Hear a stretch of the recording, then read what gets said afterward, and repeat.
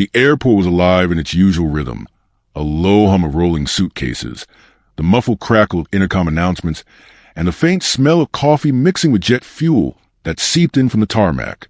For most travelers, this was just another Thursday afternoon at Hartsfield-Jackson Atlanta International Airport. For Maya Johnson, it was everything. At 14, Maya had never stepped foot on an airplane.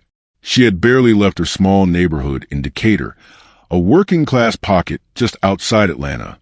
Her mother had saved every spare dollar from long shifts at a nursing home to afford the ticket. It wasn't for a vacation. It was for something bigger. Maya was flying to Dallas to stay with her aunt for summer, a chance to escape the grinding weight of bills, broken appliances, and the feeling of always being left behind. Her backpack was light, 2 shirts, her favorite pair of jeans, and a sketchbook, so worn the spine was splitting. Inside the pages were drawings of airplanes, their wings stretching wide across the clouds. Maya had been sketching planes since she was 8, fascinated with the idea of flying away from everything that told her she was small. But excitement was quickly meeting reality. Boarding for Flight 2187 to Dallas begins in 20 minutes, a voice announced. Maya clutched her boarding pass tighter, the cheap paper curling from the sweat in her palms.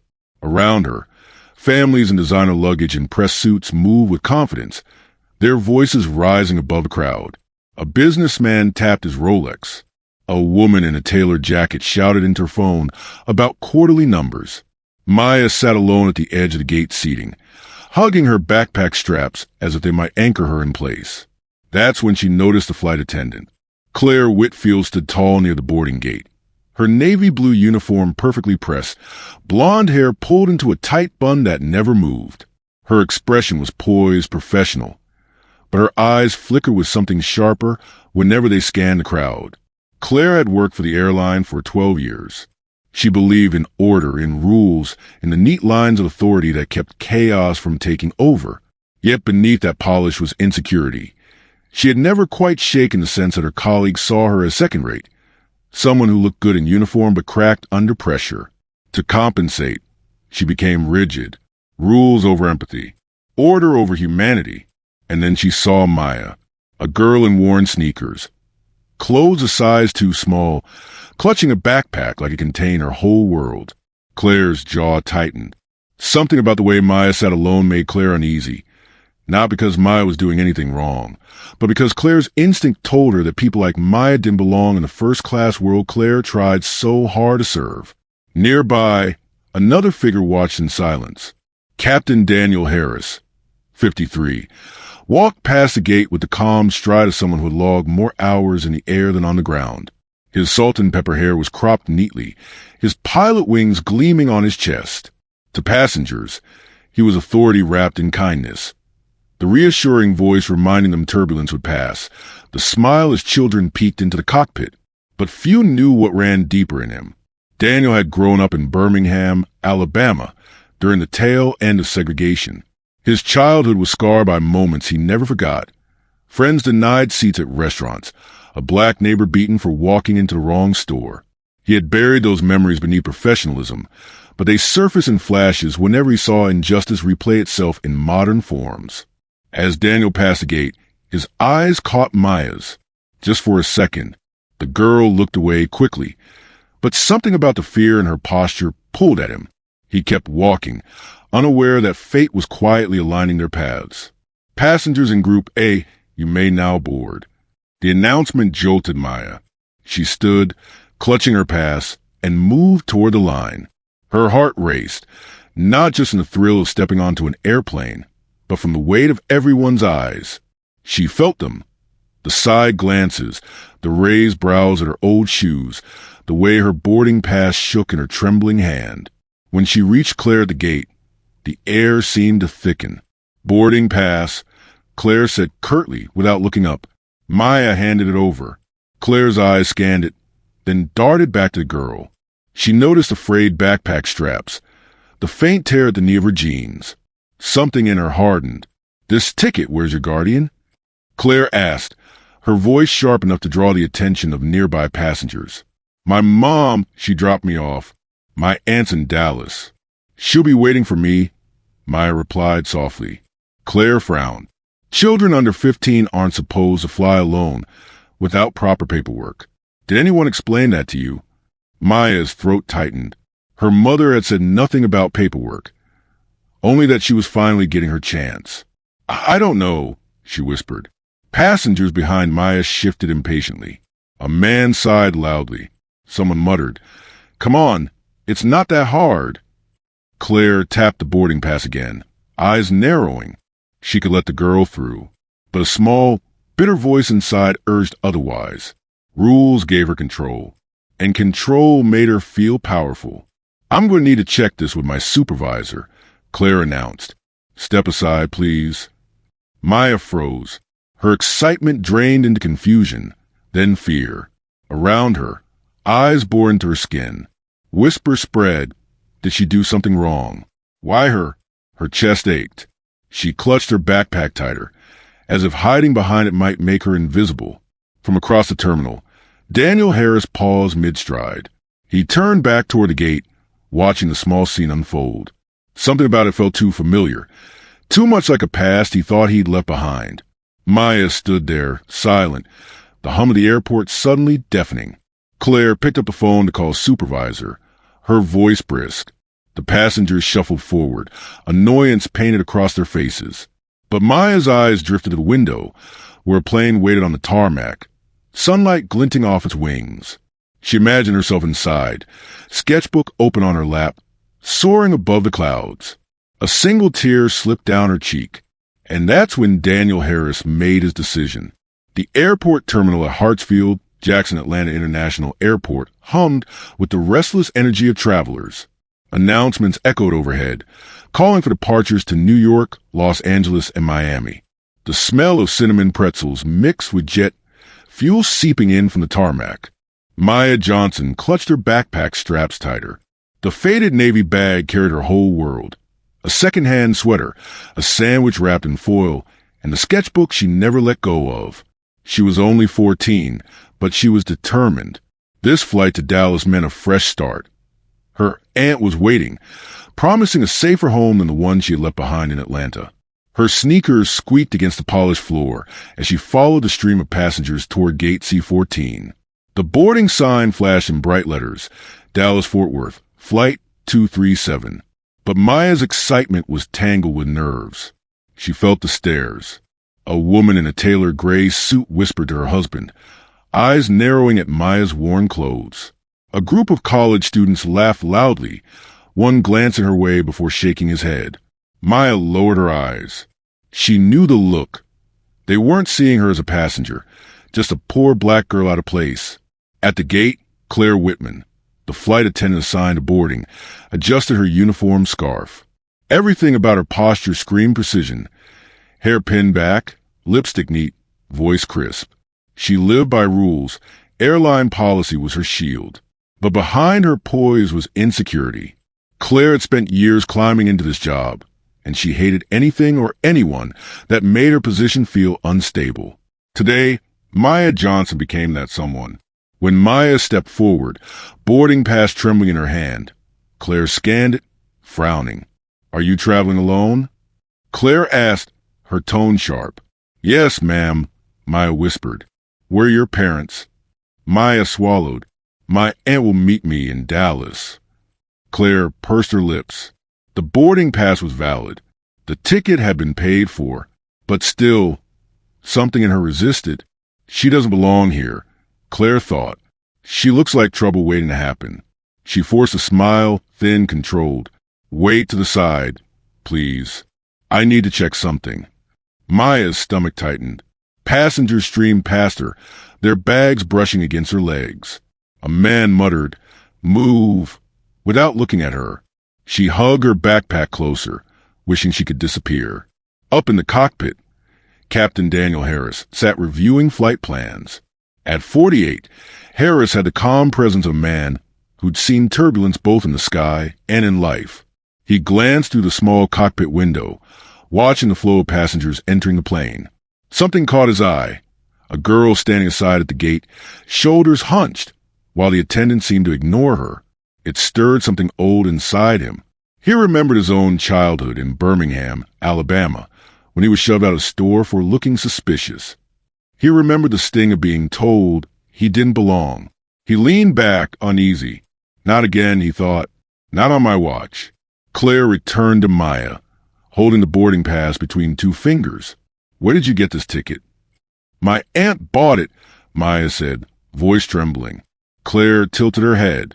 Funny, because this looks irregular. Are you sure this is yours? Maya felt heat rise in her chest.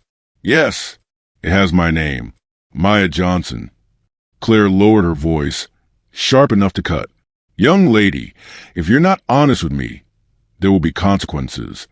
Gasps rippled from nearby passengers. A man in a baseball cap muttered, Unbelievable! A woman shook her head but said nothing. Maya blinked back tears. Please, I need to get on this flight. Inside the plane, the murmurs reached the front row. Passengers craned their necks toward the gate. Harris unbuckled his harness. Something was wrong. He stepped out of the cockpit, his uniform carrying weight. Claire, a word, he said, voice steady. Claire stiffened. Yes, Captain? Why isn't this passenger boarding? She doesn't appear to have proper documentation. Claire replied quickly. I'm just following procedure. Harris took the boarding pass, reading it carefully. Everything checked out. Valid ticket. Correct flight. Correct name. His eyes met Maya's, wide, fearful, holding back tears. She looked younger than his own daughter had been when she first flew alone. This ticket is fine, Harris said firmly. Claire's jaw tightened. Captain, with respect, she looks suspicious. For safety, we can't take chances. Passengers shifted uncomfortably, whispers spreading like wildfire. Some pulled out phones. Harris's voice dropped. Control but sharp. Suspicious? Based on what? Her ticket is valid. Her name is on the manifest. What exactly is the problem here? Claire opened her mouth, then closed it. Her grip on authority was slipping. Maya's heart pounded. Relief flickered. Maybe it was over. Maybe she could finally board. But then, Claire leaned closer to Harris, lowering her voice. There's something you don't know, she said. This girl was reported earlier. I can't explain now, but she shouldn't be here. Maya froze. Reported? By who? For what? The passengers' whispers grew louder. Phones were definitely recording now. Harris frowned, suspicion gnawing. Reported? Show me the report. Claire hesitated. It's not in the system yet. That's because it doesn't exist, Harris said. His tone left no room for argument. But Claire wasn't finished. She glanced at Maya, then back at Harris, eyes flashing with something unspoken. If she boards, you're putting this flight at risk. Think carefully, Captain. Maya's knees shook. She didn't understand. Who reported her? Why was this happening? The terminal seemed to shrink around her, voices echoing, judgment pressing down. Captain Harris clenched the boarding pass in his fist. His instincts screamed this was wrong. But deep down, a darker thought unsettled him. Maya Johnson. That name. It echoed in his memory, tied to something buried years ago. Passengers leaned forward, waiting. Maya gripped her backpack, praying someone would believe her. Claire's stare bore into her like a verdict already made. And Captain Harris, tore between duty, instinct, and a memory he wished he could forget, took a deep breath. Enough, he said. This passenger is coming with me to L. Gasps erupted. Claire's face drained of color. Maya's chest tightened, relief mixing with fear. But Harris wasn't finished. He turned to the gate agent. Close the boarding door. Now. The crowd buzzed, confused. Maya looked at him, bewildered. Why would he close the door? Harris placed a hand on her shoulder. Maya, I need you to come with me. We have to talk. The terminal stilled, heavy with suspense. Passengers craned to see, recording every second. And for Maya, one question thundered louder in the chaos around her. What did this pilot know about her that she didn't? Maya Johnson slid into her narrow window seat, clutching the straps of her worn backpack, as if letting go would make it vanish. The seat smelled faintly of disinfectant and stale air, and as she buckled herself in, she felt the gaze of strangers burning against her skin. She pulled her hoodie tighter, trying to disappear into the fabric. Across the aisle, a businessman scrolled through his tablet, sighing every few seconds. Behind her, a child kicked the back of her chair with careless rhythm. None of that mattered. What mattered was the flight attendant, Claire Whitman. She moved through the aisle like she owned the cabin. Perfectly pressed uniform, hair tied so tightly not a strand dared escape. Her smile at other passengers was thin but professional.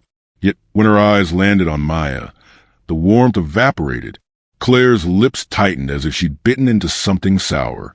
"Ticket, please," Claire said, holding out her hand. Maya's fingers fumbled through her backpack, finding the folded boarding pass. She handed it over, her hand trembling slightly. Claire scanned it, then looked down at Maya. "This says seat 22A. "Yes, ma'am," Maya whispered. "This is 22A. Claire didn't answer. Instead, she studied the ticket again, turning it over like it might reveal some hidden flaw. Passengers glanced up, sensing the tension. Finally, Claire leaned closer, voice low but sharp. "Where did you get this ticket?" Maya blinked. "My aunt bought it for me online." "She emailed it to me?" Claire's eyes narrowed. "I'll need to confirm this with the gate." She walked away with the ticket, heels clicking like a gavel striking judgment. Maya's chest tightened. Around her, whispers began, nothing loud, but enough to make her feel like she was shrinking into the seat. In the galley, Claire tapped the ticket against the counter. Something about the girl gnawed at her. She wasn't just suspicious. She was a liability. If Maya had slipped through without the proper fare, it could reflect on Claire. And Claire had worked too hard, clawed her way into a senior role, to let anyone, especially some girl in thrift store clothes, jeopardize her. Yet beneath her authority was unease. A memory surfaced. Her own childhood, when her father had refused to let her invite her black classmates over, saying they wouldn't fit in. She had learned to swallow that discomfort and replace it with rigid professionalism. Now, that old prejudice echoed in her actions, but Claire shoved it down. Rules were rules, she told herself. She was just enforcing them. Maya pressed her forehead against the cold window, fighting tears. She wasn't just scared about losing her seat. She was scared of being seen, of everyone staring, everyone silently judging her. She remembered last week, standing in the cafeteria line at school. Her lunch card had declined, and the cashier had announced it loud enough for half the room to hear. The laughter, the whispers, the shame, it all felt the same now. Her sketchbook lay on her lap. She opened it, tracing the outline of a plane she had drawn. A plane soaring above the clouds, where nobody could reach her. She whispered to herself, "Just get me there, please." Claire returned, ticket in hand. "The system confirms your seat," she said flatly. "But don't get too comfortable. We'll be keeping an eye on you." Maya nodded, too afraid to speak. But as Claire walked away, she slipped something into her pocket. A folded printout she hadn't shown anyone. It wasn't just the seat confirmation. It was a note, an error flag in the booking system tied to Maya's last name. Claire didn't understand it fully, but someone else on board would, and that knowledge unsettled her. The cabin doors closed. The engines hummed faintly, ready to roar. In the cockpit, Captain Daniel Harris adjusted his headset, but his mind was elsewhere. He had noticed the unusual delay at boarding when Claire flagged him briefly. A young girl, she had said. Something off about her ticket. But it wasn't until Harris glanced at the passenger manifest that his chest tightened. Passenger 22A, Maya Johnson. The last name struck him like a forgotten chord. Johnson. Years ago, as a young man in Birmingham, he had marched beside a man named Elijah Johnson, an activist who had stood against injustice even when it cost him everything. Harris hadn't thought of Elijah in years. Could this girl be connected? His gut told him yes. He made a decision. He would walk the aisle after takeoff, under the pretense of checking passengers.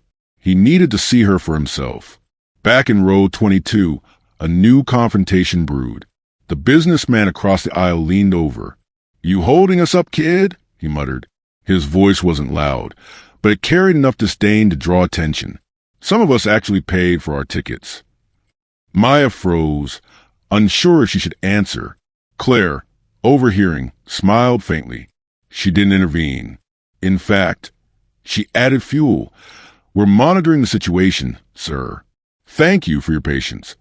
The businessman leaned back smugly, while Maya shrank deeper into her seat. Inside, her mind screamed, "Why me? Why always me?" Moments later, a flight attendant announced passengers should stow bags properly. Maya reached for the overhead bin, struggling with her heavy backpack. Claire appeared instantly. "You can't keep that here. It's oversized. It'll have to be checked." "But it has my sketchbook, my clothes, everything," Maya whispered. "Rules are rules," Claire snapped. She grabbed the bag, tugging it from Maya's hands. The backpack fell open, spilling pencils, folded papers, and a photo of Maya's mother onto the aisle. Passengers watched silently, some shaking their heads. Nobody helped. Claire shoved the items back in and carried the bag away. "You'll get it back in Dallas, if it makes it there." Maya bent quickly to snatch the photo, hands trembling. She slid it into her hoodie pocket, as if it were the only piece of herself she could protect. The narrator's voice could almost break the fourth wall here. Imagine sitting in that seat. Imagine being 14 alone, and every eye around you telling you that you don't belong. Would you have spoken up, or stayed silent like the others? Just as Maya tried to steady her breathing, the intercom clicked.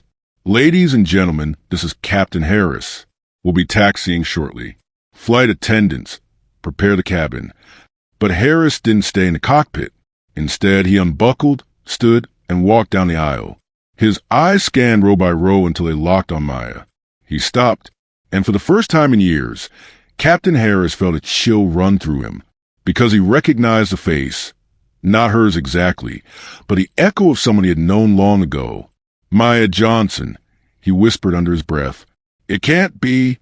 The engines roared. The plane lurched forward, and every passenger felt the tension hanging heavier than the recycled air.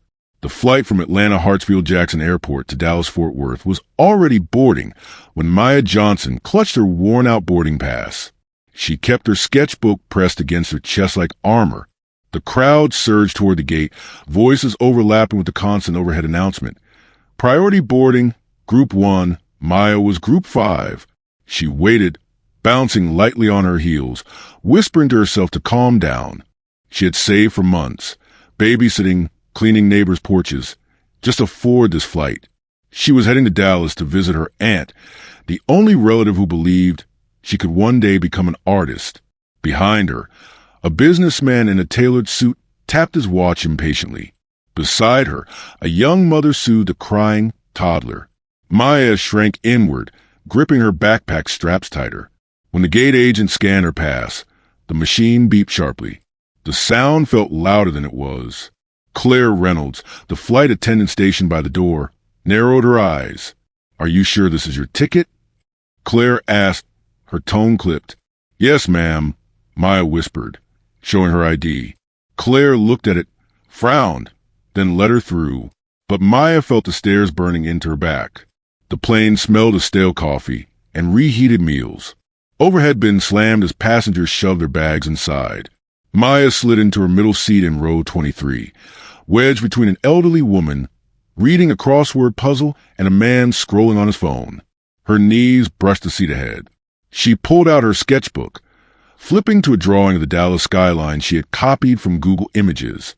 For a moment, she lost herself in shading the outline of Reunion Tower. But then Claire appeared again. "Excuse me, miss. Can I see your boarding pass once more?" Maya's stomach twisted. "Is something wrong?" "Just routine," Claire said, though her eyes said otherwise. Maya handed it over. Claire studied it too long, then leaned down. "You're in the wrong seat. This is premium economy. You're in regular." The man beside Maya looked up confused. "This is premium?" Claire ignored him. "But it says 23B, Maya said softly, pointing to her pass. Claire's lips tightened. "Step out for a moment." Maya rose, clutching her sketchbook. Passengers watched as she followed Claire toward the galley. The murmurs stung. Some curious, some annoyed at the delay. Claire lowered her voice, but not enough. "Listen, sweetheart. We can't have mistakes on flights. People pay a lot for these seats. Maybe someone helped you print this ticket." Maya's throat went dry. No, I bought it myself. Claire crossed her arms. Do you know how expensive flights are? Maybe you should have checked better. We can't hold up the whole plane. Maya felt her chest tighten. Words stuck in her throat. That's when a voice cut in from the cockpit door. Captain Daniel Harris stepped out, tall and steady in his uniform. His eyes flicked from Claire to Maya. What seems to be the problem here? Claire straightened quickly. Just sorting a seating error, Captain. She doesn't belong in that section. Harris took the boarding pass from Claire's hand. He scanned it, then looked directly at Maya. 23B, that's her seat. Claire's jaw tensed. There must be a mistake in the system. Harris raised an eyebrow. The system isn't mistaken. Sometimes people are. His voice was calm, but sharp enough to cut through the cabin noise. Passengers craned their necks, whispering. The businessman from earlier muttered, "Just let the girl sit down already." Maya's heart raced. She wanted to disappear, but Harris crouched slightly, so he was eye level with her. "You okay, kid?" She nodded, though her hands shook. "Good," Harris said gently. "Go on back to your seat." Maya slipped past Claire, cheeks burning. She sat down quickly, hugging her sketchbook. The elderly woman beside her patted her arm softly, whispering, "Don't you worry, honey." But Claire wasn't done. She retreated to the galley, her hands trembling, not from nerves, but from anger. She had made a mistake earlier, one she didn't want anyone to find out. She had overbooked 2 premium seats and pocketed the cash from a last-minute passenger. If Maya stayed in her seat, that secret risked coming to light. She pulled out her phone, typing furiously into the staff messaging app. Her plan was risky, but she couldn't let this girl ruin her. Meanwhile, Harris lingered near the cockpit, unsettled. Something about the name Maya Johnson gnawed at him. He had heard that last name before. Years ago, during a case in Mississippi where his childhood friend had been beaten in a racially charged attack. The friend's lawyer had been a Johnson. Was this girl connected? The thought made his chest tighten. The flight continued in uneasy silence. Drinks were served, trays rattled. Maya tried to focus on her drawing, but her ears caught whispers. Why did they pull her out? Poor kid, she looked terrified. Attendants these days think they own the sky. She pressed her pencil harder, darkening the Dallas skyline until the page smudged. Then, just as the plane leveled at cruising altitude, Claire made her move. She walked down the aisle, her smile brittle. Stopping at Maya's row, she said loudly enough for others to hear, "Miss Johnson, I'm going to need you to gather your things. There's been a report about your ticket being invalid. We'll need to resolve this when we land." Gasps rippled through nearby passengers. Maya froze, panic rising in her chest. "But my aunt." Claire cut her off. "Now, please." The elderly woman beside Maya snapped, "This is nonsense. The pilot already cleared her." Claire's smile didn't falter. "Ma'am, please don't interfere." Maya's vision blurred. She stood slowly, clutching her backpack, every step heavy as she followed Claire down the aisle again. But halfway, another voice rang out. "Excuse me." The businessman from before stood, pointing at Claire. "We've all seen enough. This is harassment." Other passengers murmured in agreement. Phones came out, cameras recording. Claire's composure cracked for first time. At that moment, Captain Harris reappeared, his gaze icy. "Claire, my office. Now." The cabin went silent. Maya remained frozen in the aisle, caught between fear and relief. Harris placed a steady hand on her shoulder. "Stay right there, Maya. This isn't over." And as Claire disappeared toward the front of the plane, the weight of unspoken secrets followed her. Why is Claire so desperate to remove Maya? What's the connection between Harris and the name Johnson? Will the passengers' recordings expose more than anyone expected? The air inside the Boeing 737 felt heavy. Passengers shuffled down the narrow aisle, the overhead bins banging shut, the smell of burnt coffee and recycled air mixed with a faint scent of perfume and sweat. Maya Johnson clutched her backpack straps as if holding on to the only anchor she had left. Her seat was near the back, 26B, wedged against the window. She didn't notice the attendant watching her every move. Claire Wesson, her navy uniform pressed sharp as glass, leaned against the galley wall with her arms folded. To anyone else, she looked like the perfect professional. Smile rehearsed, posture rigid. But her eyes followed Maya with a flicker of disdain, as if the girl's second-hand sneakers and tattered sketchbook had already broken an unspoken rule of belonging. Maya sat down quietly, pressing herself against a window. She pulled out her sketchbook, a comfort from home. Her pencil scratched across the page, tracing the outline of a plane soaring high above the clouds. In her imagination, planes were not prisons of judgment. They were freedom, escape, possibility. But the illusion cracked when Claire's shadow fell over her. "Excuse me, young lady," Claire said, voice clipped. "Are you sure you're in the right seat?" Maya froze. She checked her ticket twice. "Yes, ma'am. 26B. Claire tilted her head, lips curling into something halfway between a smirk and suspicion. "I'll have to verify that." A murmur rippled from the row behind. A man in a baseball cap whispered to his wife, "Always something holding up the flight." Maya lowered her head, wishing she could disappear. At the front of the plane, Captain Daniel Harris watched from the cockpit doorway. He wasn't supposed to notice individual passengers. It wasn't his job. But something about the exchange unsettled him. He'd seen it before too many times. The quiet isolation of a passenger singled out for reasons unspoken but deeply understood. "Everything all right, Claire?" he asked, his voice steady. Claire stiffened, turning quickly. "Just following procedure, Captain. Passenger doesn't seem to match the ticket profile." Daniel frowned. "Ticket profile?" He knew that wasn't an official phrase. Still, he let it slide for the moment. The tension didn't dissolve. It thickened. A passenger across the aisle, a middle-aged woman named Linda, leaned over. "Don't worry, sweetheart. You belong here." Her voice was soft, but it drew Claire's glare like a knife. Claire straightened her shoulders, as if the cabin itself had challenged her authority. "Ma'am, please remain seated." Maya tried to speak, but her throat tightened. Words died before they could escape. She wished her mother were there, wished someone would tell her this was just a misunderstanding. Then the first twist came. Claire pulled Maya's ticket from her hand, staring at it too long. Daniel caught the flash of something in her eyes. It wasn't just about Maya. Claire was hiding something. The intercom crackled. "Ladies and gentlemen, we'll be experiencing a short delay before takeoff." Groans filled the cabin. Phones lit up. Someone muttered, "Always delays in Atlanta." Daniel felt the weight of the moment pressing down. He returned to the cockpit, but couldn't shake the image of Maya's wide, terrified eyes. He remembered being 12.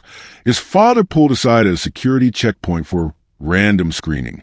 He remembered his mother's trembling hand squeezing his, whispering that it was fine, even when it wasn't. Back in row 26, Maya opened her sketchbook again. She drew fast, lines shaky, trying to trap her fear on paper. A shadow loomed again, this time, not Claire. It was a man in a business suit. He sat down heavily in the aisle seat. His name tag read Mr. Klein. "Young lady," he said, his tone dripping with authority, "I suggest you cooperate with the staff. You're making everyone uncomfortable." Maya's pencil slipped. The line cut across the page like a scar. She wanted to shout that she wasn't the problem, but instead she whispered, "I didn't do anything wrong." Klein snorted, adjusting his tie. "People like you never think you did." The words landed like blows. Maya closed her sketchbook and hugged it tight. Claire returned, eyes darting between Daniel's cabin door and Maya's seat. She leaned close to Klein, whispering something too low to hear. Whatever it was, it made him smirk. That was when Linda, the woman across the aisle, spoke again, louder this time. "This is wrong. She's just a kid." The cabin stirred. Some passengers nodded. Others shook their heads. One filmed quietly with his phone. A conflict was no longer simmering. It was boiling. Daniel stepped out again, this time firmer. "Claire, my office." "Now." The attendant blinked, caught off guard. "Captain, Now." The cabin hushed. Every passenger watched as Claire followed Daniel toward the front.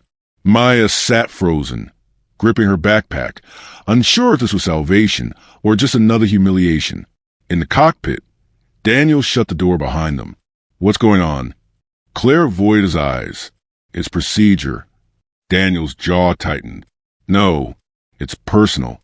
I've seen you with passengers before, Claire, but this is different. Where are you hiding?" She opened her mouth, closed it again.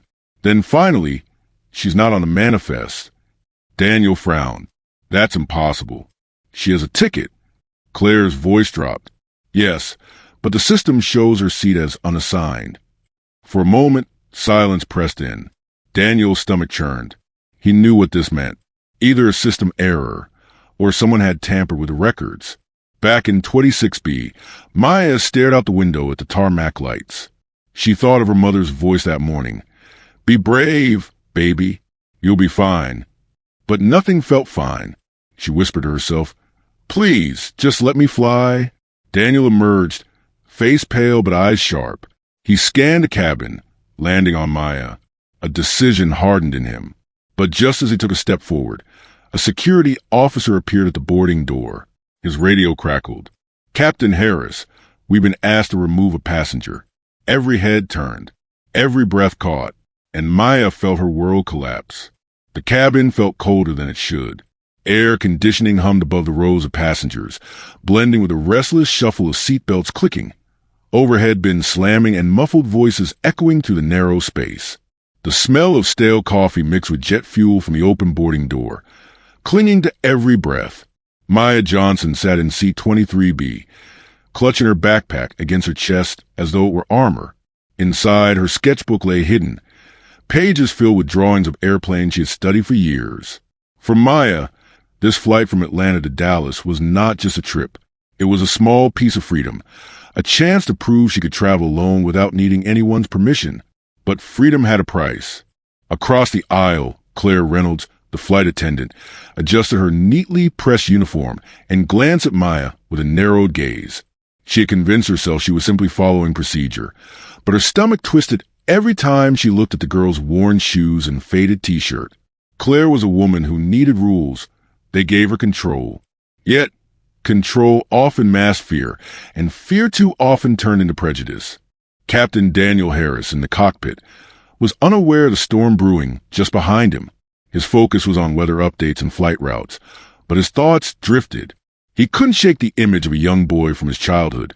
His best friend Marcus, denied entry to a movie theater in Birmingham because of his skin color. That memory had shaped him more than he cared to admit. And tonight, fate was pulling old wounds to the surface.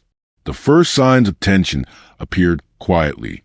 "Excuse me," Claire said, stopping at Maya's row, her voice laced with polite firmness. "This seat requires a confirmed boarding pass. Can I see yours again?" Maya's heart pounded as she pulled the crumpled slip of paper from her pocket. Her hands trembled. She had shown it twice already, to the gate agent and again when she entered the plane.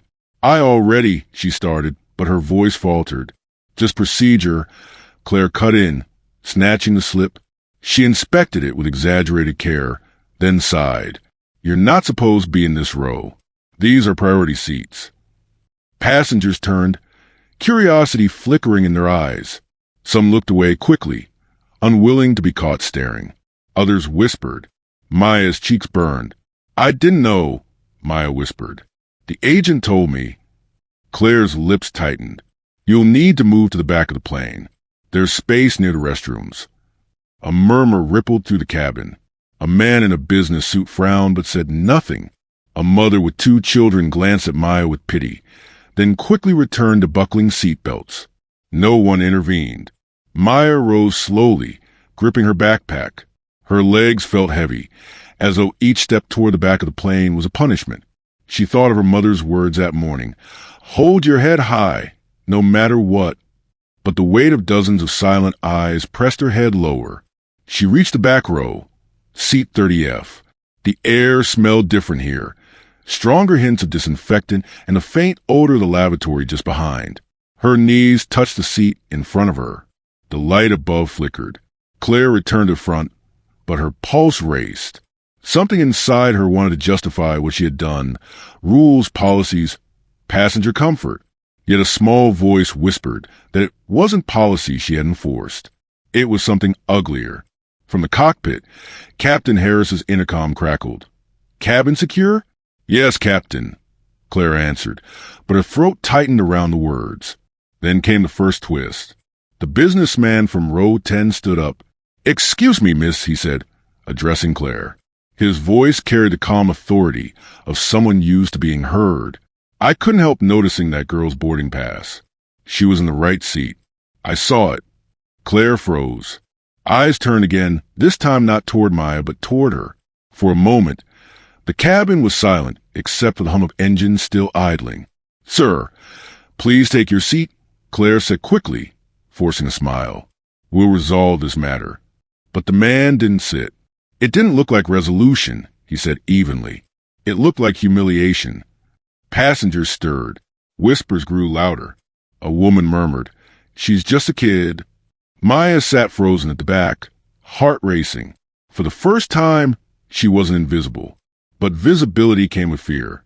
If the crowd turned, if anger rose, what would happen next? Claire tightened her grip on the service cart. She could feel control slipping away. And then the second twist arrived. Captain Harris stepped into cabin. The murmurs died instantly. He rarely left the cockpit before takeoff, but something about the shift in atmosphere had reached him through the door. "What seems to be the problem?" he asked. Claire stiffened. "Just a seating issue, Captain. Nothing serious." The businessman spoke before she could continue. "With respect, Captain, I think you should see for yourself." Harris's eyes followed the direction of pointing hands until they landed on Maya. She sat small and trembling in the last row, clutching her backpack. For a moment, Harris didn't see a passenger. He saw Marcus. He saw his childhood friend pushed to the margins, silenced by systems and small cruelties disguised as rules. He turned back to Claire. "Is her boarding pass valid?" Claire hesitated. The pause was longer than it should have been. "Yes," she admitted finally. "Then she sits where she was assigned," Harris said firmly. His voice carried the weight of command, but also something deeper, an edge sharpened by memory. Passengers nodded, some muttering approval. The businessman sat down with a satisfied glance. Claire's face flushed, but she forced a smile. "Of course, Captain." Harris motioned toward Maya. "Come with me, young lady." Maya stood on shaky legs and walked the long aisle back toward the front. Every step was heavy with a mixture of relief and dread. She wondered if this moment would end in safety or in another kind of humiliation. Harris guided her gently back to row 23. "This is your seat," he said, his voice lower now, almost kind. "You belong here." Maya sat down, still clutching her backpack, her eyes wide with a mix of gratitude and disbelief. But as Harris returned to the cockpit, a thought gnawed at him. Why had Claire targeted Maya so persistently? Was it truly about rules or something else? And why? When he had seen her boarding pass, did the name Johnson strike a chord so deep it made his chest tighten? He didn't have the answer yet, but he knew one thing. The flight ahead would not be ordinary. The engines roared louder. The plane inched toward the runway. The cabin lights dimmed. And beneath the hum of machinery, beneath the whispers of passengers, one truth remained. The real turbulence hadn't even begun. The cabin air felt heavier than usual, as if the recycled oxygen carried with it an unspoken tension. Maya Johnson sat pressed against the window of seat 22A, her hands gripping the straps of her backpack. She had placed it carefully under the seat in front of her, the zipper pulled tight around the sketchbook that rarely left her side. It had been her father's last gift before he passed, a notebook filled with blank pages and possibility. She had promised herself that every time she felt small, she would draw something that reminded her she could still dream big. But right now, in the cramped cabin of this Dallas-bound flight from Atlanta, there was no room for dreams, only dread. Across the aisle, Flight Attendant Claire Whitman adjusted her crisp uniform and glanced at Maya with the kind of stare that was meant to both size up and cut down. She had already questioned Maya twice, once about whether she was in the correct seat, and again about whether her ticket was legitimate. Each time, Maya's voice had trembled, and each time Claire's smile grew thinner. A passenger in row 21 whispered loudly enough for Maya to hear. Kids like that shouldn't be flying alone. Probably sneaked on. The words struck harder than intended, but Maya forced herself to remain quiet. She remembered what her grandmother always said, "Don't give them another reason, baby. Just keep your head down." Claire turned to check the overhead compartments, but her focus returned to Maya. Her polished shoes clicked against the aisle floor as she approached. "Miss," she said sharply, "can I see your boarding pass again?" Maya froze. She had already shown it at the gate, then again when she first sat down. Still, she pulled the crumpled paper from her pocket and handed it over. Claire inspected it for a long moment, sighing as if it were a personal inconvenience. "This looks odd," Claire murmured. "You sure you didn't print this at home?" Maya swallowed, her throat dry. It came from the kiosk. The man at the counter helped me." Claire's eyes narrowed. "We'll see about that." She turned sharply and walked toward the galley, boarding pass in hand. Passengers nearby shifted uncomfortably, some glancing at Maya, others pretending not to notice. A middle-aged woman with a laptop leaned over and whispered, "Don't worry, sweetheart. She's just doing her job." But Maya knew better. She could feel the weight of everyone's judgment pressing in, each breath harder to draw than the last. Minutes passed, though they felt like hours, until Claire returned. She stopped short of Maya's row, her expression unreadable. Then, in a voice loud enough to carry across the cabin, she announced, "Ladies and gentlemen, we have a problem. This young lady does not appear to have a valid ticket." Gasps rippled through the rows. Heads turned. Conversations halted. Maya's chest tightened. "That's not true," she whispered, but her words were drowned by the murmurs around her. Claire leaned closer, her voice now pointed. "You'll need to gather your things. You can't stay on this flight." The command sliced through Maya's defenses. She hesitated, clinging to the armrest, praying this was some kind of misunderstanding that would correct itself. But then came the second blow. "I'll have security meet us at the gate," Claire added. "You'll explain to them how you got on board." Maya's pulse pounded in her ears. Security? She had done nothing wrong. The thought of being marched off in front of strangers, accused of something she didn't do, sent her spiraling. Her trembling hands reached down for her backpack. The zipper snagged, refusing to open smoothly, as if even the bag resisted this humiliation. She wanted to cry but bit the inside of her cheek, forcing the tears back. From the front of the cabin, a firm male voice cut through the commotion. "What seems to be the issue here?" Captain Daniel Harris, tall and composed in his Navy uniform, had stepped out from the cockpit. His presence alone carried authority, silencing the whispers for a moment. Claire straightened, clutching the boarding pass like evidence. "Captain, this passenger's ticket doesn't appear valid. I was about to have her removed." The captain's gaze shifted from Claire to Maya. He noted the girl's trembling hands, the way she shrank into her seat, and something deep inside him stirred. He had seen this before, too many times. "Let me see the ticket," he said. Claire hesitated, then handed it over. Captain Harris scanned it, his brow furrowing. Then he looked up sharply. "This is valid. It's a confirmed boarding pass. She belongs on this flight." Gasps turned into uneasy silence. Passengers exchanged looks. Claire flushed. "Well, it looks suspicious. I was only following protocol." The captain's voice hardened. "Protocol doesn't involve humiliating a child in front of an entire cabin. Do your job, but do it fairly."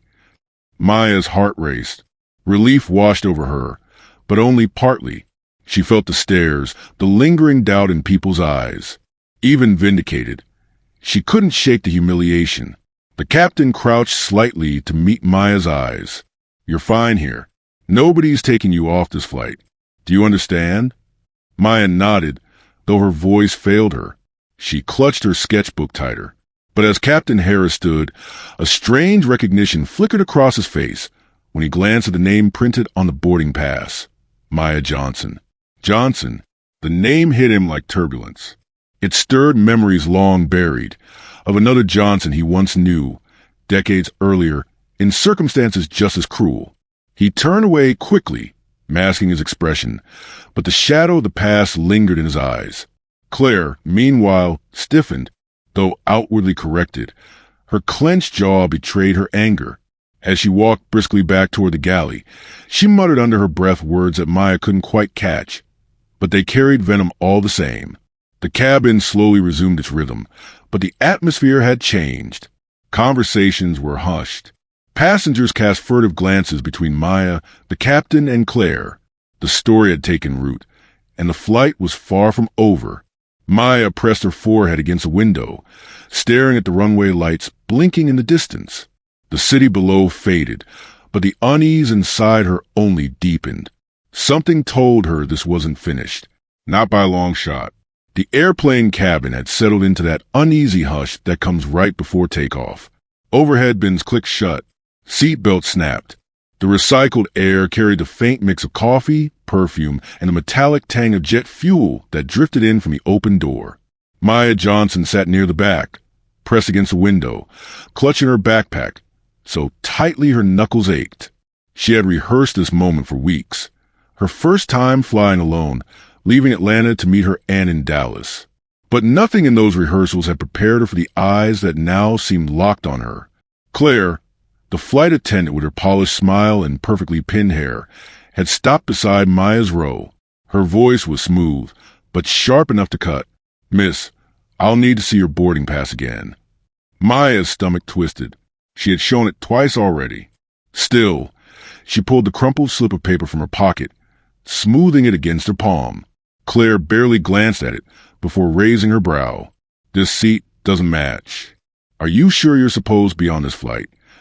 The question wasn't neutral. It was coated with something colder. Passengers nearby shifted uncomfortably. A man in a business suit cleared his throat, eager for the delay to end, while a mother tugged her child closer, whispering something under her breath. Maya's voice cracked when she answered, "Yes, ma'am. This is my seat. The gate agent said so." Claire smiled tightly, the kind of smile that didn't reach her eyes. "Well, the gate agent must have made a mistake. You'll need to step off until we sort this out." A murmur rippled through the rows.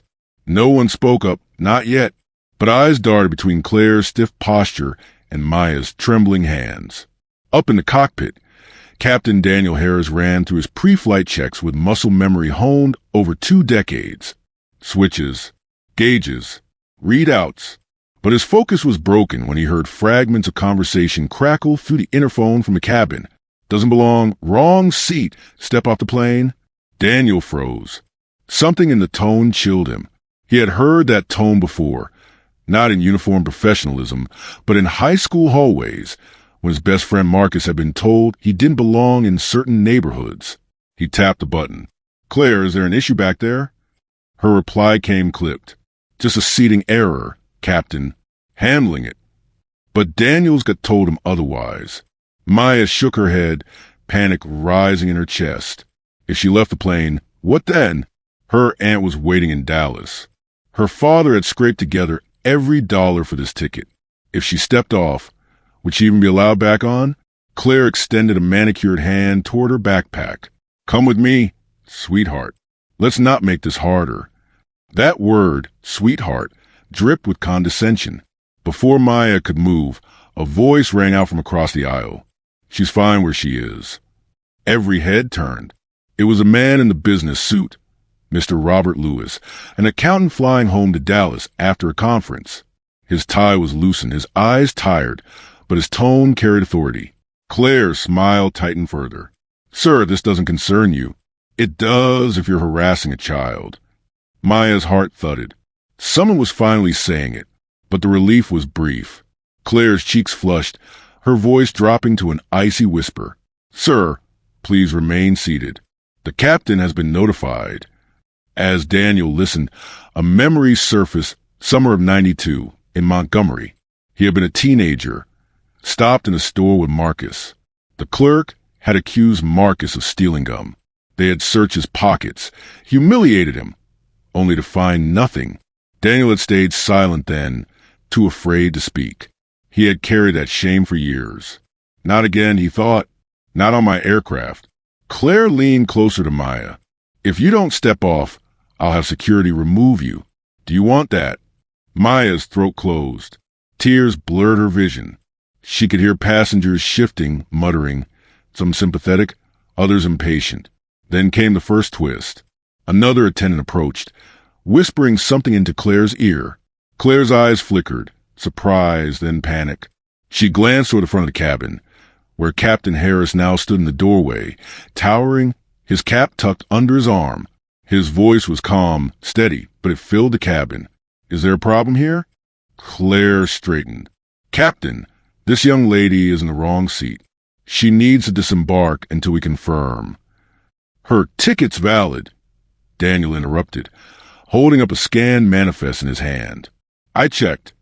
A gasp rippled through the rows. Claire's composure cracked for just a second. Maya stared up at him, hope flickering. But before relief could settle, the second twist struck. Daniel's voice dropped. "Claire, why did you flag her?" "Because her seat is valid. Because her name is Johnson. And because," he hesitated, the weight of his words heavy, "because you thought no one would notice." The cabin went silent. Claire's lips parted, but no words came. Passengers shifted uncomfortably, realizing this was a mistake. It was targeted. Maya's pulse pounded. She had never seen an adult defend her like that. But Claire's next words froze her blood. "You don't understand, Captain. This isn't about her seat. It's about her name."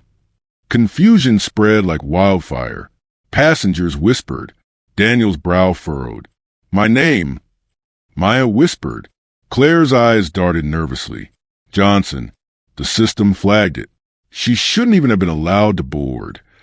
Captain Harris stiffened, his face paling, because he knew that name, not just from the manifest, not just from the ticket, but from somewhere else, somewhere buried in his past. And as the weight of recognition settled on him, the intercom crackled with the gate agent's urgent voice. "Captain Harris, you need to come to the front immediately. It's about passenger Maya Johnson." The cabin held its breath. Maya clutched her sketchbook, her heart hammering, as the entire plane waited to see what would unfold next. The cabin lights dimmed as passengers shuffled down the narrow aisle, the sound of rolling suitcases and the sharp click of heels echoing against the metal floor. The smell of reheated coffee mixed with stale air conditioning and the chatter of families, businessmen, and restless children created a low, constant hum. Maya Johnson pressed her back against her worn backpack as she stepped carefully into Gate C-23's aircraft, clutching her boarding pass so tightly the paper had softened at the edges. She had never flown before. Atlanta's Hartsfield-Jackson International Airport had already felt overwhelming. Now, inside the plane, every seat, every stair seemed like a test she wasn't ready to take. The flight attendant, Claire Reynolds, stood stiffly at the entrance. Her blonde hair was tied into a perfect bun, and her smile looked more rehearsed than warm. She scanned tickets with the smooth efficiency of someone used control. When Maya held hers out, Claire's eyes narrowed just a fraction. "Traveling alone?" Claire asked, her voice polite, but carrying an edge. Maya nodded. "Yes, ma'am." Claire tilted the pass under the light. 14 years old?" "Yes." A pause. Then Claire's smile thinned. "Well, make sure you sit where you belong." It was a small sentence, but to Maya, it sounded like a warning. She found her seat, 12B, middle row. The man in the aisle seat, a broad-shouldered businessman in a gray suit, glanced at her backpack, then at her face, and sighed audibly before turning back to his phone. The woman by the window adjusted her designer handbag, pulling it closer as if to build a barrier. Maya slid into the seat quietly, tucking her sketchbook into her lap. She had drawn a plane on the cover. Wings outstretched against the sky, she hoped would someday carry her beyond the neighborhoods where people only saw her family's poverty. Across the cabin, Captain Daniel Harris watched through the open cockpit door. He was a man in his late 40s, calm and collected, with a presence that carried weight even in silence. Something about the young girl's nervous eyes made him pause. She reminded him of someone from long ago. The first ripple of conflict came 15 minutes later. Claire approached Maya's row with another passenger trailing behind her, a tall white teenager, wearing a baseball cap backward. His boarding pass was in her hand. "Excuse me," Claire said firmly to Maya. "I believe you're in the wrong seat." Maya frowned, holding out her pass. "No, ma'am. It says 12B. Claire's lips pressed into a line. "This young man has the same seat number. There must be a mistake." The businessman in 12A looked up from his phone, annoyed. The woman in 12C shifted uncomfortably, but said nothing. I don't understand," Maya stammered. "This is a seat they gave me." Claire's voice hardened. "Stand up, please. We'll sort this out at the front." Passengers turned their heads. Whispers stirred. Maya's throat tightened as she clutched her backpack. "But I didn't do anything wrong," she whispered. The baseball cap teen shrugged, clearly not bothered. "Hey, lady, just let her move. I want to sit down." Claire gestured impatiently. "Now." As Maya rose, her knees shaky, Captain Harris stepped out from the cockpit. His voice, low but firm, cut through the whispers. "What seems to be the problem, Claire?" Claire straightened immediately. "Captain, there's a duplicate seat assignment. This girl doesn't belong here." Harris glanced at Maya's ticket, then at the boys. His brow furrowed. "They can't both have the same seat unless someone made an error at check-in." "That's what I'm saying," Claire replied quickly. "But we can't delay departure. The simplest solution is to reseat her." Harris looked at Maya. "How old are you?" 14, Maya whispered, eyes damp. He studied her face carefully, the way her fingers shook as they held the crumpled paper. Something tugged at his memory. The same last name as a boy he once knew, a boy who'd been forced off a bus years ago in Alabama for looking like he didn't belong. Harris's voice was calm but cutting. "If there's an error, it's ours, not hers. She keeps her assigned seat until I say otherwise." Claire's smile faltered, but she nodded tightly. "Of course, Captain." The teen grumbled but was redirected to another row. Maya sat down again, clutching her sketchbook. Relief washed over her, but it didn't last. As the plane taxied, Claire passed by again. Her smile this time carried something sharper, like a blade hidden behind courtesy. She bent down slightly. "You're very lucky the captain noticed," she whispered to Maya. "But luck runs out." Maya's heart pounded. She didn't know what that meant, but the words stayed with her. Half an hour into the flight, turbulence shook the cabin. The seatbelt signs lit up. Maya gripped her sketchbook tighter, trying to distract herself by drawing.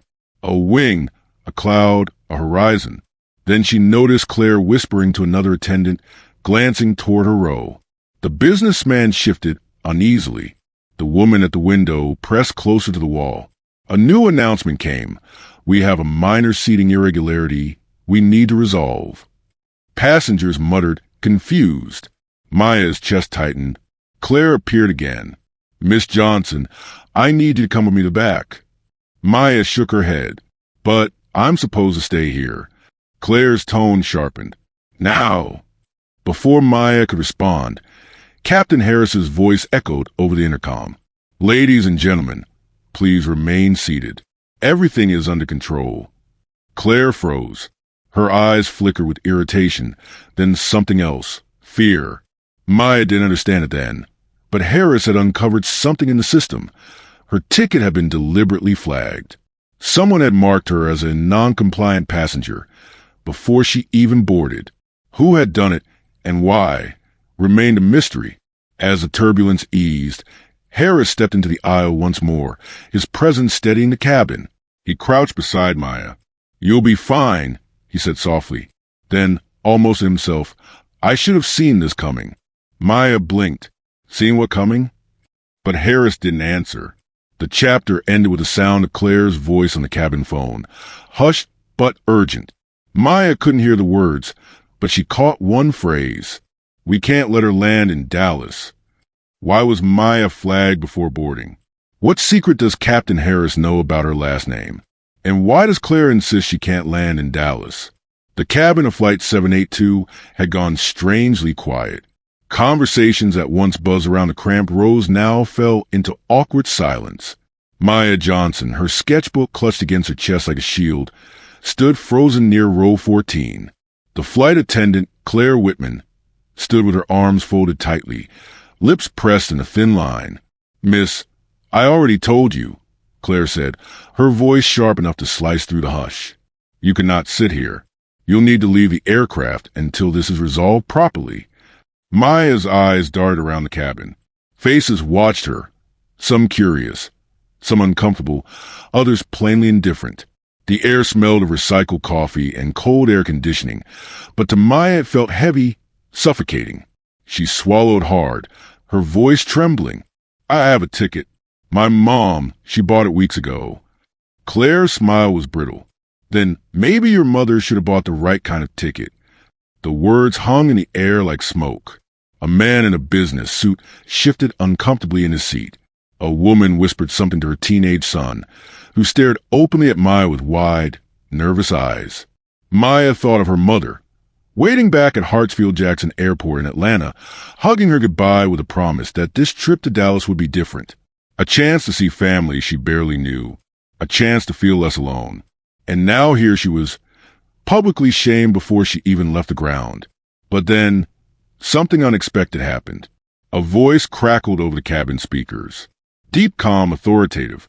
"Ladies and gentlemen, this is your captain speaking. I'll be stepping into the cabin for just a moment. Please remain seated." The passengers stirred. Whispers ran down the aisle. Maya's breath caught in her throat. Claire's face went pale. The cockpit door opened, and Captain Daniel Harris stepped into view. He wasn't tall in the way people expected pilots to be, but he carried himself with quiet command.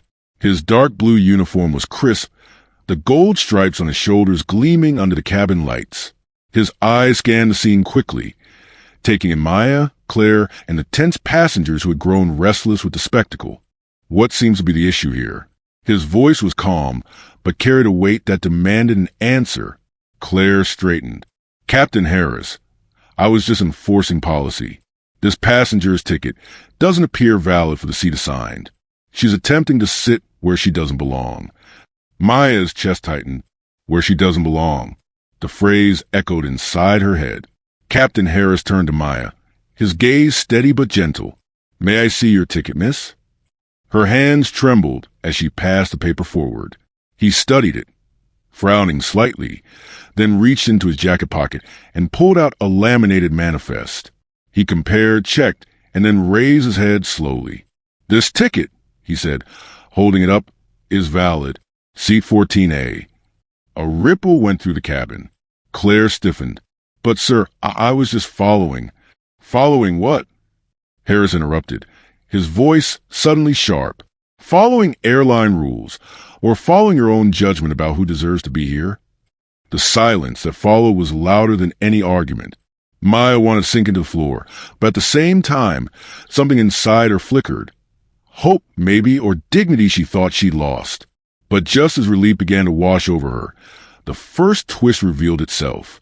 From the back of the plane, a man stood up, tall, broad-shouldered, with a trim beard and expensive watch. "Excuse me," he said loudly, his voice carrying easily through the rows. "I was assigned seat 14A. All eyes shifted to him. Claire latched onto the moment, like a lifeline. "You see? I told you there was confusion." Captain Harris frowned. "Sir, may I see your boarding pass?" The man handed it over without hesitation. Harris studied it for a long moment, then his jaw tightened. "This is interesting," he said slowly. "Your pass shows 14A, yes? But it also shows a last-minute upgrade process at the gate. That means someone manually changed the assignment." Gasps spread across the cabin. Maya's heart raced. Claire looked down, her face pale. Harris fixed his gaze on her. "Claire, were you working the gate this afternoon?" She hesitated, then nodded. "Yes, but I didn't." "Captain, I thought." "You thought wrong," Harris said sharply. And now this child is humiliated in front of an entire cabin.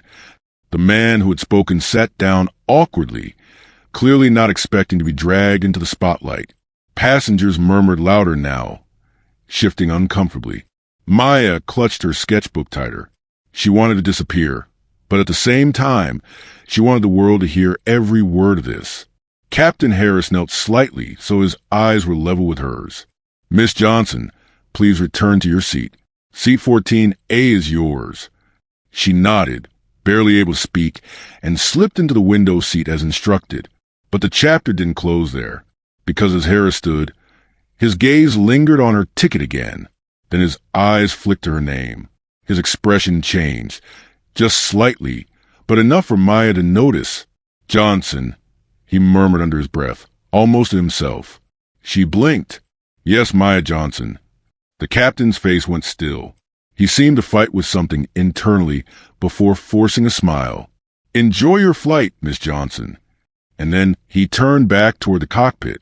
But Maya wasn't the only one who noticed the hesitation. A woman in row 12, older, with gray streaks in her hair, leaned toward her husband and whispered just loud enough to be heard.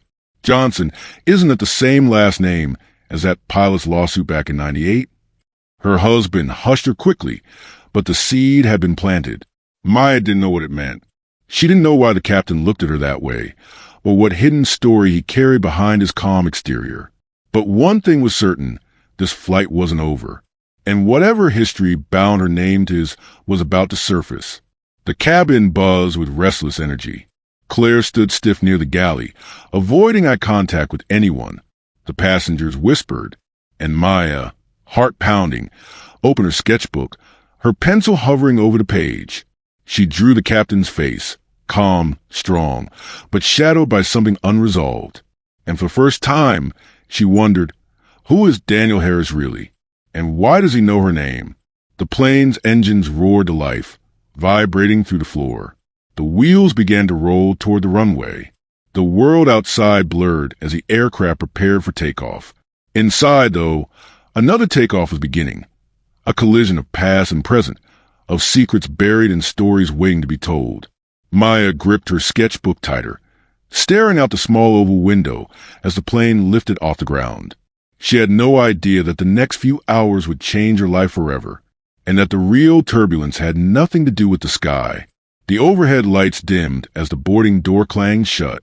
A metallic click echoed through the cabin, followed by the muffled voice of the gate agent outside. The sound seemed final, like a lock snapping shut on Maya's hope. She sat near the back, gripping the straps of her faded backpack, the only thing she carried onto the plane.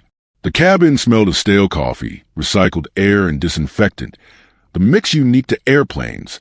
Around her, other passengers adjusted pillows, checked phones, or closed overhead bins. To them, this was routine. For Maya, it felt like standing at the edge of a cliff. Claire, the flight attendant with a perfect smile that never reached her eyes, walked briskly down the aisle. Her shoes clicked against the narrow floor. She stopped by Maya's row and glanced down at her ticket again, her brow tightening. "Young lady," Claire said sharply, her voice pitched just loud enough for nearby passengers to hear. "This seat isn't yours." Maya's chest tightened. She had shown her boarding pass 3 times already, at the gate, at the jet bridge, and when she sat down. Still, she pulled it from her pocket with trembling fingers. "It says 22A, Maya whispered. Claire snatched it, scanned it, then looked at Maya with an expression that carried both doubt and disdain. "We'll see." The man in the aisle seat shifted uncomfortably, looking at Claire, then at Maya. He said nothing. Silence can cut sharper than words. Claire straightened. "You'll need to stand until I confirm this. We can't have—" She stopped herself, lips pressed together. Maya rose, clutching her backpack. The eyes of strangers burned into her back as she slid out into the aisle. Some passengers glanced away, others watched openly, as if waiting for entertainment. At the front of the cabin, Captain Daniel Harris emerged briefly from the cockpit, his cap under his arm. He scanned the aisle quickly, his eyes catching the small commotion at row 22. He didn't move yet, but a flicker of recognition crossed his face when he saw Maya's curly hair and the way she hugged her backpack to her chest. He remembered something, though he couldn't place it yet. Back in row 22, Claire tapped her earpiece and called to the gate agent still on the jet bridge. "I've got a mismatch. Passenger claims seat 22A, but I don't see it on my list. Can you check?" Static crackled.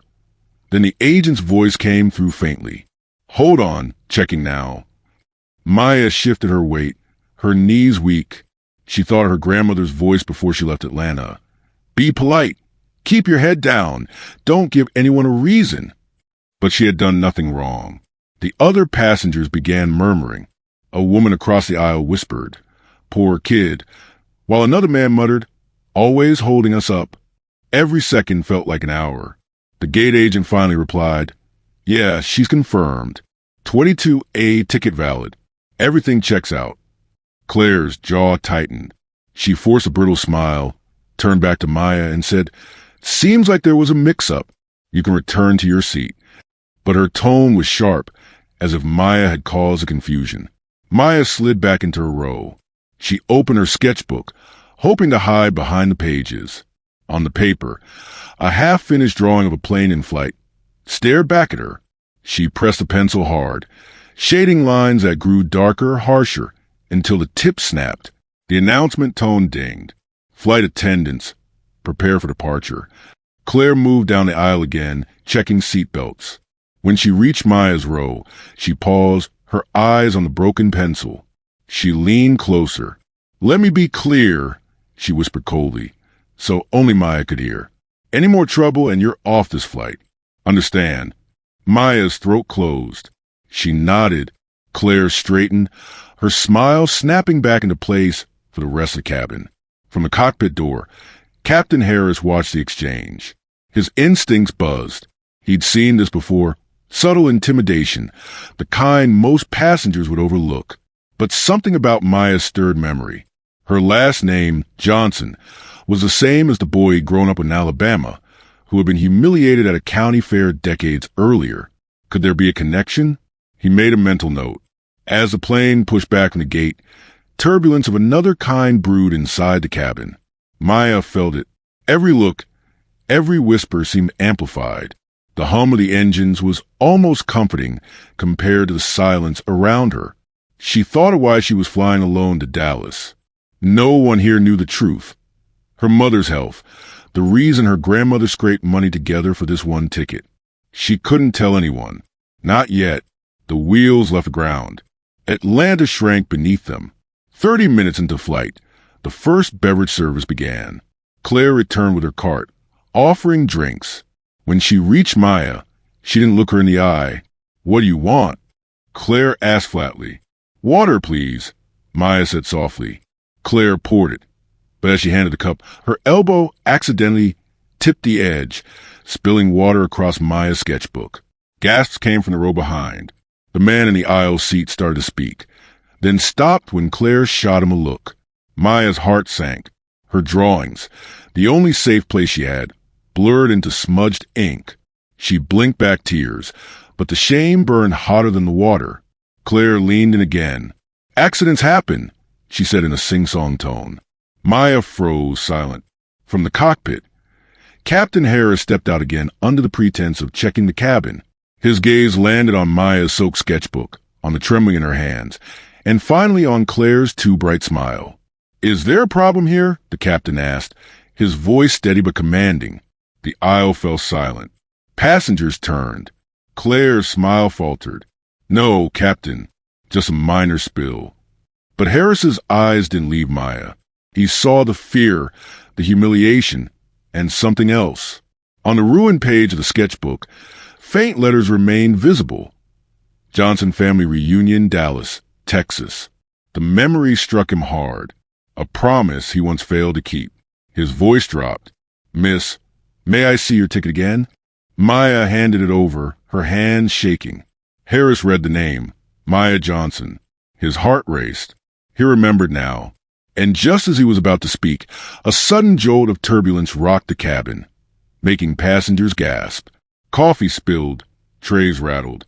In the chaos, Claire reached for the intercom, her hand hovering too long, as if hiding something. Harris's eyes narrowed. Something about this wasn't just racism. There was more. Something deeper Claire was trying to cover. The overhead lights dimmed as the Boeing 737 pushed through a layer of gray clouds, its engines humming steadily like a heartbeat. Inside the cramped cabin, whispers traveled faster than the air circulating through the vents. Eyes darted. Heads turned. Something was unraveling in row 18. Maya Johnson sat pressed against the window, her sketchbook clutched to her chest.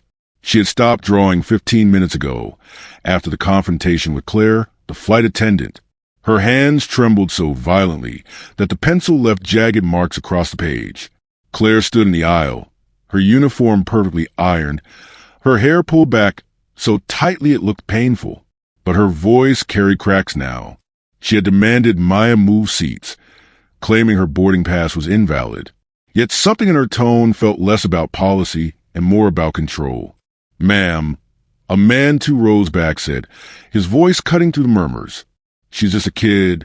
Why are you making this such a big deal?" Claire's eyes snapped toward him. "Sir, this is an airline matter. Please remain seated." The man leaned back reluctantly, but his protest was enough. The balance of the cabin had shifted. What was once silent compliance had turned into quiet resistance. The intercom clicked. Captain Daniel Harris's calm voice filled the cabin. "Ladies and gentlemen, we'll be experiencing some turbulence in the next few minutes. Please remain seated with your seatbelts fastened." But Claire didn't move. Instead, she pulled out a tablet from her cart. Her fingers danced nervously across the screen as she scrolled through passenger information. Maya noticed a flicker of panic in Claire's eyes. This wasn't just about a boarding pass. Something deeper was at play. The man beside Maya, a middle-aged black businessman in a navy suit, leaned slightly toward her. His voice was low, almost conspiratorial. "Don't let her take that sketchbook from you," he whispered. "It may be worth more than you realize." Maya blinked. Worth more? It was just her drawings. Airplanes, faces, fragments of dreams. She wanted to ask what he meant, but Claire's shadow fell over them again. "Stand up," Claire ordered. "You're being relocated to the back of the plane until we can sort this out." Maya's stomach twisted. The businessman straightened in his seat, his jaw tightening. "She's staying right here." For a moment, time froze. Claire's eyes narrowed. The businessman's glare hardened, and the cabin became an invisible courtroom. Passengers leaned in, waiting for the verdict. Then, an announcement that no one expected. "Claire," the captain's voice said, unusually sharp this time, "report to the cockpit." Immediately, the color drained from her face. She hesitated, then stiffly walked toward the front, leaving her cart abandoned in the aisle. Maya exhaled, but relief didn't come. Instead, questions piled up. Why would the pilot call her? What did he know? The businessman tapped his finger against the armrest. "You're in the middle of something bigger than you understand, Maya." Her head jerked toward him. "How do you know my name?" He didn't answer. Minutes crawled by. Passengers shifted restlessly. Some whispered theories. Maybe she used a fake ticket. Maybe the attendant's in trouble. Maybe it's just routine. But none of it felt routine. The plane jolted lightly, making Maya's sketchbook slide across her lap. She opened it instinctively. Her last drawing stared back at her, the outline of an airplane cracking in two. She had sketched it days ago after a nightmare. Now, seeing it mid-flight, her throat tightened. "Do you believe in signs?" the businessman asked softly. Maya snapped the book shut. "No, it's just a drawing." But his eyes told her he thought otherwise. Suddenly, Claire reappeared. But she wasn't alone. Captain Harris himself followed, his tall frame commanding silence as he walked down the aisle. His uniform was crisp, but his expression carried storm clouds. He stopped at row 18. "Maya Johnson?" Her heart pounded. "Why, yes, sir." He crouched slightly so they were eye level. "I need to ask you something important. Where did you get this ticket?" Maya swallowed. "My aunt bought online. She saved up for months." I don't understand." Claire crossed her arms, seizing the moment. "Her boarding pass flagged as fraudulent, Captain. I was just enforcing protocol." Gasps rippled through the cabin. "Fraudulent?" The word hung like smoke. But Harris's gaze never left Maya's. "Your aunt's name. What is it?" "Angela. Angela Johnson. She lives in Atlanta." Something shifted in the captain's face. A flicker of recognition quickly masked. He stood slowly, turning to Claire. "Fraudulent." His voice dropped to a dangerous calm. Or inconvenient? The businessman spoke again, louder this time so everyone could hear. This girl has every right to be here. You're targeting her because of how she looks. Nothing more. Claire's face flushed. That is a serious accusation. And so is yours, Harris countered. His voice carried the weight of authority, but also something personal. Maya's pulse quickened. Why did he react that way?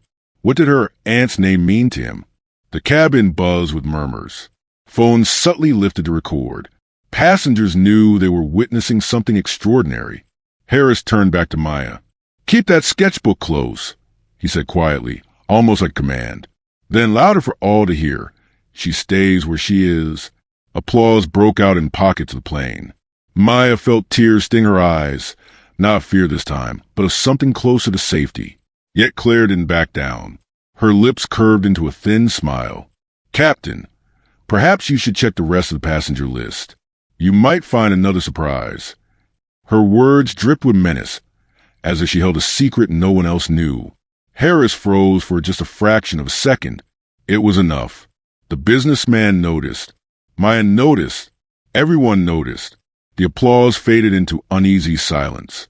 The captain leaned closer to Claire, his voice low but audible. What did you do? She smiled wider. Ask her aunt, if you still can. The cabin fell into stunned silence. Maya's breath caught in her throat. What did she mean? Still can? Harris straightened, his jaw tight. He looked at Maya again, his eyes a storm of recognition, fear, and something unspoken. The seatbelt light dinged overhead. The plane shook slightly as it cut through turbulence. Passengers clutched their armrests, but the true turbulence wasn't in the skies. It was in row 18. And just as Harris opened his mouth to speak, the intercom crackled again. This time, it wasn't his voice. Attention passengers, a distorted male voice said. This flight will not reach Dallas. The cabin erupted in gasps. The hum of the engines pressed against the thin walls of the cabin, a constant vibration that felt louder in the silence that had suddenly taken over. The Boeing 737 sat motionless on the tarmac at Hartsfield-Jackson Atlanta International Airport, but inside, the air was charged, thick with tension.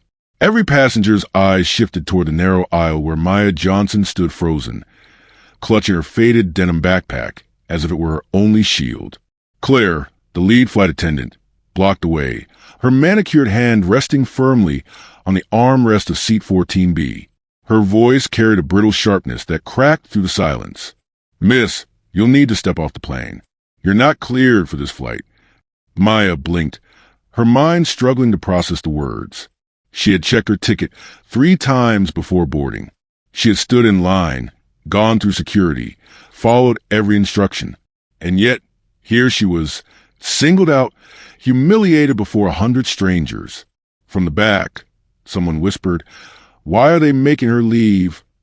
Another voice, louder, answered, She's just a kid. But Claire stood unmoved, her lips pressed into a thin line as she repeated, Off the plane now. Maya's heart pounded. She thought of her mother back in Decatur, Georgia, who had spent weeks saving just enough money for this ticket. She thought of her sketchbook, tucked inside her backpack, filled with drawings of planes, her secret dream to one day design them. And she thought of the weight of every eye on her now, heavy and cold. Her throat burned, but she forced her voice out. My ticket's valid. I belong here. Claire's eyes narrowed. For a moment, something flickered behind them. Not hesitation, not regret, but shadow of fear. It vanished quickly, replaced by a practiced smile that didn't reach her eyes. You'll need to sort this out with the gate agent. Please collect your belongings. Captain Daniel Harris had been monitoring the cabin from the cockpit door. He was a veteran pilot, tall, broad-shouldered, his graying hair cut close. He had seen arguments on flights before, but something about this scene made his stomach tighten.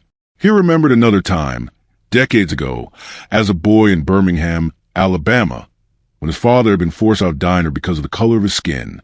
He remembered the shame, the silence of those who watched and did nothing. And now, watching Maya's trembling hands clutch her backpack, he felt that memory roar back like an old wound torn open. He stepped forward, his polished shoes echoing softly against the floor. What seems to be the problem here?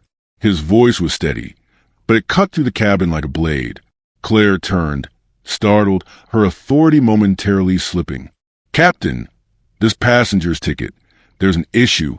She'll need to deplane." Harris studied Maya, then the slip of paper clutched in her hand. He took it gently, scanning the barcode, his brow furrowed. Nothing about it was wrong. Seat 14B, Atlanta to Dallas. Valid. He looked back at Claire. "The ticket's fine." Claire hesitated. The silence stretched. Passengers shifted in their seats. Phones discreetly raised, recording. A woman in row 12 muttered, "This is ridiculous." Claire cleared her throat. "She doesn't meet the, requirements. We have certain policies about unaccompanied minors." "She's not a minor," Harris interrupted firmly. His voice had grown colder now, sharper. "She's 14, and this is a domestic flight. She meets every requirement." Maya's breath caught. For the first time since the confrontation began, she felt a faint stir of hope, but then she noticed something. Claire's hand, trembling as it clutched the safety manual against her chest. This wasn't just about her. Something else was driving this, and Harris noticed it too. He'd flown with Claire for years, but never seen her falter. The way her eyes darted toward the overhead bin, the way her voice cracked. It wasn't just prejudice. It was fear. He leaned closer, lowering his voice so only she could hear. "Were you hiding, Claire?" Claire's face drained of color. I can't talk about it here." The murmurs in the cabin swelled. A businessman in a suit demanded, "Are we taking off or not?" A young mother hugged her child tighter, whispering, "Don't look, honey." Harris straightened. "This plane isn't moving until we resolve this." His words were final, carrying the weight of command. Maya felt her knees weaken. She sank into the empty seat beside her, gripping her backpack as if afraid someone might rip it away. Around her, the passengers seemed divided, half outraged on her behalf, half impatient to leave. But deep inside, Maya knew this wasn't over. Because Claire wasn't just trying to throw her off the plane. She was hiding something. Something that connected to Maya in a way she didn't yet understand. Harris returned the ticket to Maya, offering a reassuring nod. Then he faced the cabin. "Ladies and gentlemen, thank you for your patience. We'll be delayed briefly." As he turned back toward the cockpit, his eyes fell on Maya's backpack. The zipper had come slightly undone, revealing the corner of her sketchbook. On its cover, drawn in pencil, was a plane with number, Flight 237, the exact flight number of the plane they were on now. Harris froze. His chest tightened as old memories rushed forward. Flight 237.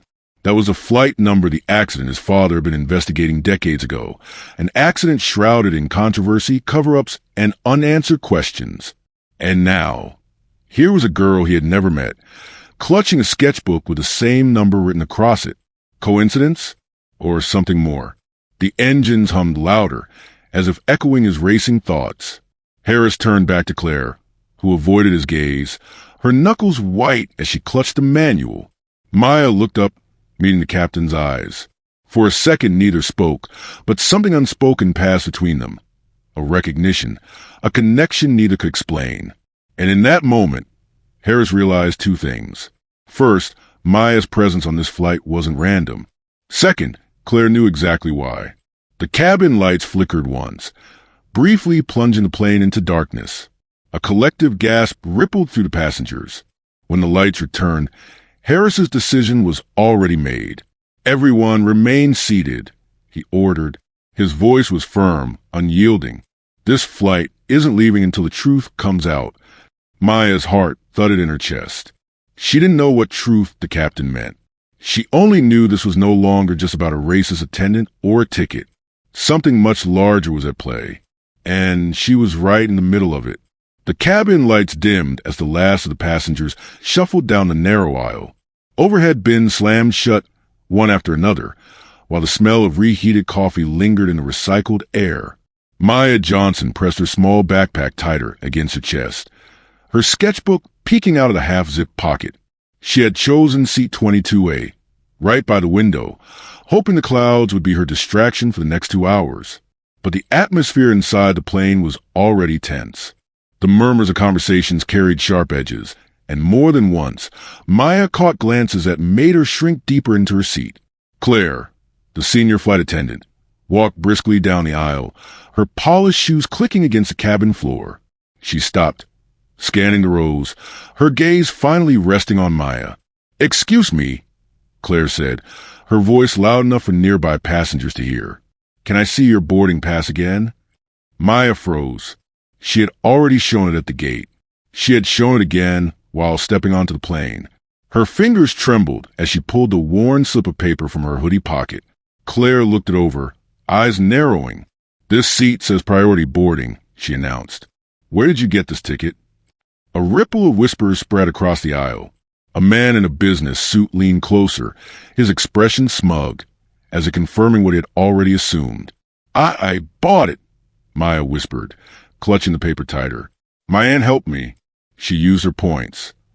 Claire tilted her head, lips tightening into a thin smile that carried no warmth.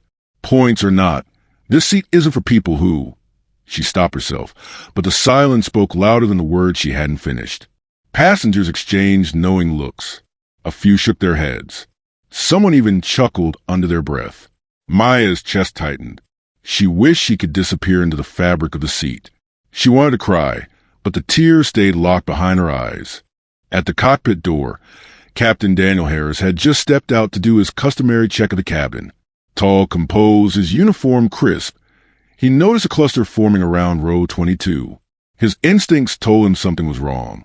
"Everything all right here?" he asked, his deep voice cutting through the whispers. Claire straightened quickly. "Yes, Captain," just a routine verification. But Harris's eyes lingered on Maya. He recognized that look, the look of someone made to feel small, silenced without reason. Before he could press further, a voice came over the intercom. "Ladies and gentlemen, we're expecting some turbulence shortly after takeoff. Please take your seats and fasten your seatbelts." The moment was interrupted, but the unease remained. 10 minutes later, the plane pushed back from the gate. Maya sat stiffly, fingers digging into her sketchbook. She opened it slightly, her pencil marks from the night before staring back at her, a sketch of a plane rising above clouds, sunlight breaking through. She had drawn it to calm herself, to remind herself that she could rise above anything. Claire passed by again, this time leaning closer to Maya's row. "I'll need to speak with you after takeoff," she whispered, sharp enough to sting. Maya nodded silently, though her stomach churned. As the engines roared and the plane lifted off, Captain Harris returned to the cockpit, but his thoughts stayed on the girl in row 22A. Something about her last name, Johnson, echoed in his mind. He remembered a boy from his childhood, Marcus Johnson, who had been denied entry into a local swimming pool because of the color of his skin. Harris, only 12 at the time, had stood frozen, unable to defend his friend. The guilt had stayed with him. Now, decades later, he felt the same shame clawing back. The seatbelt sign pinged off, and passengers shuffled in their seats. Claire wasted no time. She approached Maya again, this time carrying a clipboard. "You'll need to move," she said firmly. "This seat is reserved. We can relocate you to the back." "The back?" Maya asked softly. "But my ticket—" "Don't argue," Claire snapped. "Other passengers paid full price for this section. It's only fair." "Fair," a man in the business suit muttered loudly. Finally, someone saying it. Maya's hands shook as she gathered her bag. Her sketchbook slipped, tumbling into the aisle. The pages fluttered open, revealing sketches of airplanes, families hugging, and a little girl standing in an airport window with hope in her eyes. Passengers glanced at it, but most quickly looked away. Captain Harris, watching from the galley, stepped forward. He picked up the sketchbook, his fingers pausing on the drawing of the airport window. His chest tightened. "This is yours," he asked Maya gently. She nodded, eyes downcast. He turned to Claire. "What's the problem here?" "Captain," Claire said, maintaining her composure, "this passenger was placed in a seat she doesn't qualify for." We're simply moving her to a more appropriate location. Appropriate, Harris repeated, his voice low but steady. He looked around at the other passengers, at the way their eyes darted away. Then he looked back at Maya. Her seat is here. She stays. The cabin fell silent. Claire's jaw tightened. For a brief moment, it looked as though she might argue. But then she forced a smile and stepped back. Maya sank into her seat again, clutching her sketchbook. Relief washed over her, but only for a moment, because just as calm returned to the cabin, another announcement crackled over the intercom. Ladies and gentlemen, the co-pilot's voice said, "We've just been informed of security concern regarding one of our passengers. We ask for your cooperation as we address the matter." Heads turned. Murmurs rose. Passengers exchanged alarmed looks. Maya's heart raced. She could feel the stares settling on her again. Captain Harris's eyes narrowed. He hadn't authorized that announcement. And in that instant, he realized this wasn't just about a seat.